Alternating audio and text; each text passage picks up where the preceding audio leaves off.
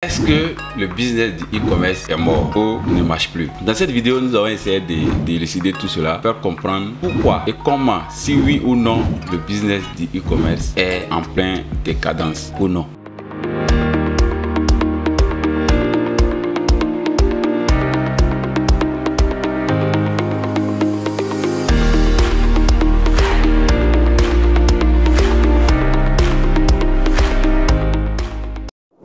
Bonjour et bienvenue sur la chaîne Big Réussite. Je suis Big Boss Robos et je suis celui qui anime cette chaîne Big Réussite. Pour ne rien rater sur le e-commerce, le business en ligne, la motivation, l'entrepreneuriat, vous pouvez vous abonner et ensemble nous allons rester en contact pour suivre un peu l'actualité de tous ces business autour qui rôdent sur internet. Alors qui je suis pour pouvoir vous parler de e-commerce? Je suis Big Boss Robos et j'ai eu la chance de faire une entreprise d'e-commerce. Puis après, j'ai aussi utiliser le système de e-commerce pour lancer des business, le système de la vente en ligne pour lancer des business. Donc, on peut dire que depuis 2014, je suis dans l'univers de e-commerce et je sais de quoi je parle, surtout en étant en Côte d'Ivoire, et on va parler de ce pays spécifiquement. Est-ce que le business du e-commerce est mort? Il faut savoir une chose, le e-commerce est aussi comme le commerce normal. Et le commerce normal, c'est un processus d'échange de biens ou services entre deux parties. C'est-à-dire quelqu'un propose un bien ou un service, moyennant de l'argent ou un service à une tierce personne. Elle aussi a besoin de ce service ou de ce produit. Et c'est la même chose quand on y vient dans le monde du e-commerce. Mais là-bas, le processus se fait de façon électronique. Les transactions commerciales sont souvent électroniques. Donc là, il va arriver à un niveau où on saute le côté bien, le côté service, et on va plus parler d'argent, wari, sika, money. Et donc, lorsqu'on est en e-commerce, on va parler plus de transactions financières moyennant un bien ou un service. Et le bien peut être physique ou électronique aussi. Vu qu'on peut vendre des clés d'activation, on peut vendre des fichiers digitaux tels que les PDF et autres, ou bien encore des livres électroniques. Lorsqu'on veut parler du business du e-commerce, il faut savoir une chose, il y a une différence entre vendre en ligne et faire du e-commerce. Vendre en ligne, c'est comme ce que nous voyons aujourd'hui à Abidjan, les vendeurs ambulants.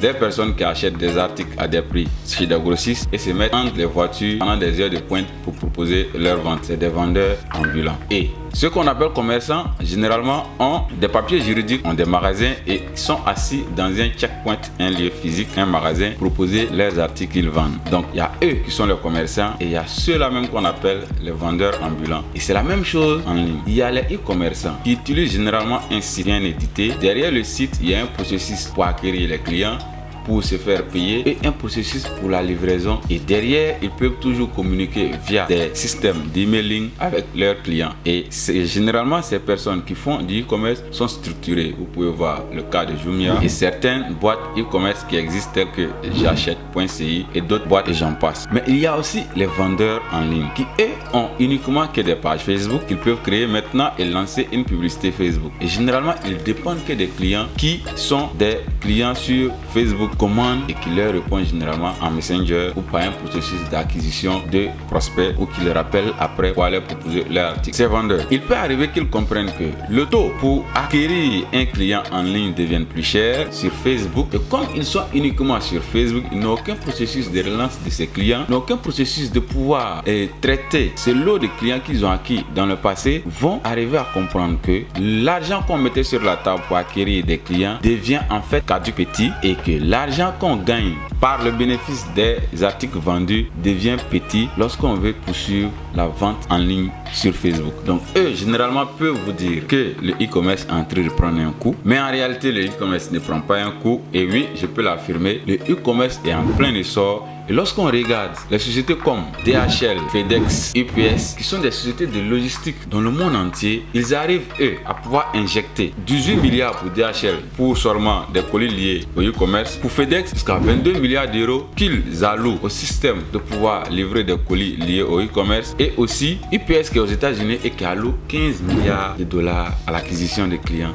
un système de livraison lié uniquement aux colis dédiés au e-commerce. Ce qui veut dire que le e-commerce a encore de bons vieux jours devant lui. Lorsqu'on vient en local, on a des sociétés comme ShopShop, livraison ou delivery. On a Oblak, livraison. On a aussi Lucie Express, qui sont des sociétés promotrices de la livraison des colis e-commerce en Côte d'Ivoire spécifiquement. Et ces sociétés, quand on voit les systèmes qui souvent arrivent à faire 900 colis livrés par jour, sont des sociétés qui peuvent être des sociétés qui ont de l'avenir devant eux. Donc voyant tous ces systèmes mis en place, le e-commerce a encore de bons vieux jours devant lui. Ce qui peut mourir et ce qui va disparaître, c'est la vente en ligne. Il va arriver un jour que acquérir un client en ligne sera cher. Et lorsque ceux qui viennent créer rapidement un compte et vendent en ligne sur Facebook par exemple ou Instagram, qui se disent que aujourd'hui acquérir un client est moins cher, vont avoir des prix légèrement très bas en ligne, qui va leur créer des difficultés pour pouvoir faire une marge. Et lorsque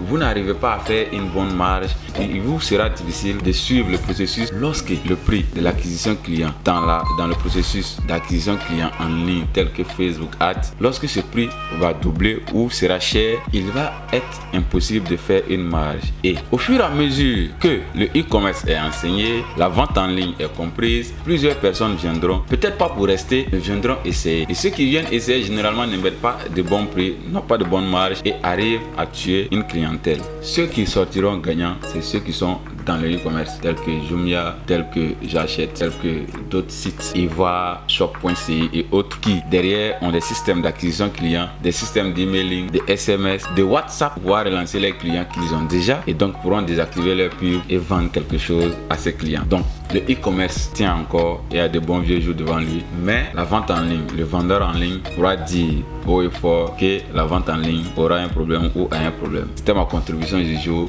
J'espère que vous avez compris ma position. Et pour ceux qui ne sont pas encore abonnés, abonnez-vous sur cette page pour parler de business en ligne, intelligence artificielle, parler conception de sites internet, parler plein de choses liées à l'entrepreneuriat, à la motivation et autres. Ciao, ciao et à bientôt pour d'autres vidéos.